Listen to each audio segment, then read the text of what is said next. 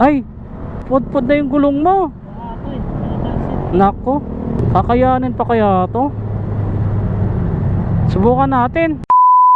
Sa mga oras na ito, binabaybay ko nga itong kalsada. West Service Road ito ng Parañaque, gilid ng Villamor Air Base. Papauwi na kasi ako papuntang Bagtastan sa Cavite. Tapos sa aking unahan, may natanaw ako nagtutulak ng motor. At nakita ko nga ang kanyang gulong sa hulihan, wala ng hangin. Ang pumasok sa isipan ko, itatabi ko sana ang aking motor para siya ay tulungan. Napagtanto ko kung sakaling dito kami gagawa sa gilid, baka naman lalong lumala ang traffic at pwede rin kaming mahagip na mga sasakyan na dumadaan. Kaya naman dito ko na lang sa inantay sa gate papuntang Villamor Air Base. Dito kasi may space na pwedeng gumawa at hindi nga kami makakadisturbo dito at safety na rin para sa amin. Pagdating ko nga dito sa gilid, bumaba ako ng motor at pumunta ako sa bandang likuran para kunin ang tire inflator. Ito kasi yung dala-dala ko kahit saan ako magpunta. Lalo na nung nagbiyahe ako papuntang Bataan at Pangasinan, hindi nga ako kabado kung sakaling ako ay mabutasan ng gulong. Kasi may tiwala ako dito sa Kobe tire inflator. Kaya naman nung na-prepare ko na yung aking mga gamit, tinitingnan ko ang bawat dumadaan. Baka kasi kami ay magkasalise. Simula nga nung huminto ako dito sa gilid, siguro mga 12 minutes ang aking inantay bago ko siya natanaw. Well, naiintindihan ko naman yung iba kung bakit hindi nila natutulungan ang mga ganitong nasisiraan. Siguro nagmamadali sila at wala silang oras. Or kaya naman hindi marunong magtulak at walang gamit.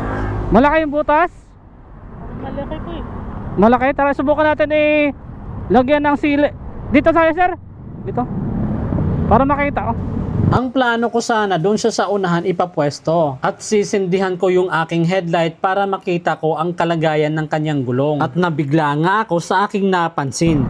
Ay, flat na pala yung pudpud na yung gulong mo. Ako eh. Nako. Kakayanin pa kaya to? Subukan natin. Sobrang nipis na pala niyan. Bahawak ako, sir.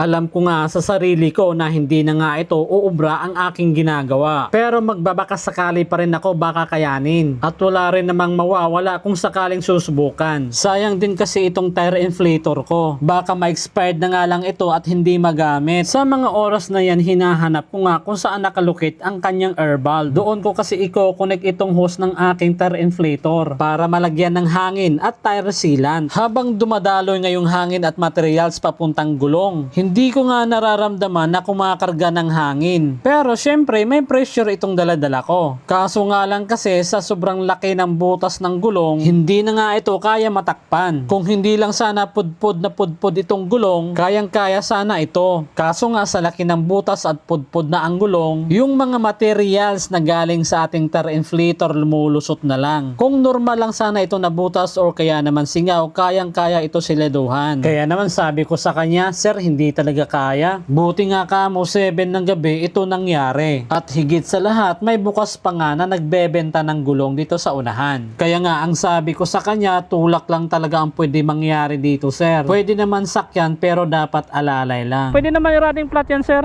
Sige po. Basta alalay ka lang. Takot na kasi ko baka masira pag nag-running lang ako. Hindi, ang maiwasan mo dyan, yung lubak tsaka yung gulong hindi ko malas. Basta dahan-dahan lang. Oo.